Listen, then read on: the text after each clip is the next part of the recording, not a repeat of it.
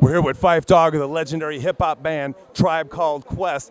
And before we get into the basketball questions, have you been following Chicago hip-hop and the rising of it? I always followed Chicago hip hop from the Brat, from Do or Die, Twister, the whole 9 yards. I'm a big fan of Shauna ever since she was in Infamous Syndicate.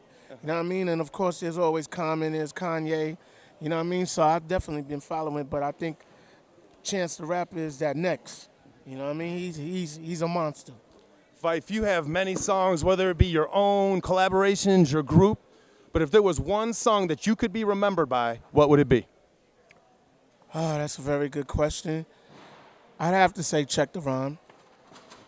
And basically that was my coming out party. Because, on the first album, I was only on like 4 songs out of 15. Second album, I was on 9 out of 14. So I'd say Check the Rhyme because that was the first single off the Low in Theory album. And, before that, the question was, what does he do? What does he do? He's just a hype man. He's this, he's that. And then eventually he wanted me to stay a hype man, you know what I mean? But I think Check the Rhyme answered a lot of questions as well as the other 8 songs on the album. But Check the Rhyme definitely holds a very special place in my heart. So it turns you from like a writer to legitimizing you as a performer and a hip-hop artist. As a straight MC. Like, a lot of people thought I learned how to rap overnight, but that wasn't the case. And I think Check the Rhyme was the reason why they understood, okay, son gets busy. You know what I mean? So Check the Rhyme is definitely my favorite Tribe record, with Low in Theory being my favorite Tribe album.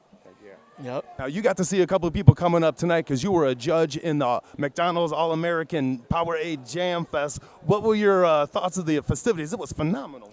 It was definitely fun. It was definitely live. I mean, I had a very good time just sitting there vibing with Cappy Pondexter, Jerry Stackhouse, Jabari Parker. It was definitely a fun time for everyone. And the contest itself was fun as well.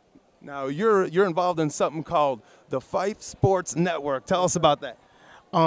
Podcast coming soon, documentaries coming soon, all in the name of sports. I mean, we'll touch on music a little bit as well, but, those are the 2 things that I'm most passionate about, along with family, God, food, you know what I mean? So we're going to get it popping real soon, hopefully Sports Talk Radio, and hopefully the TV real soon.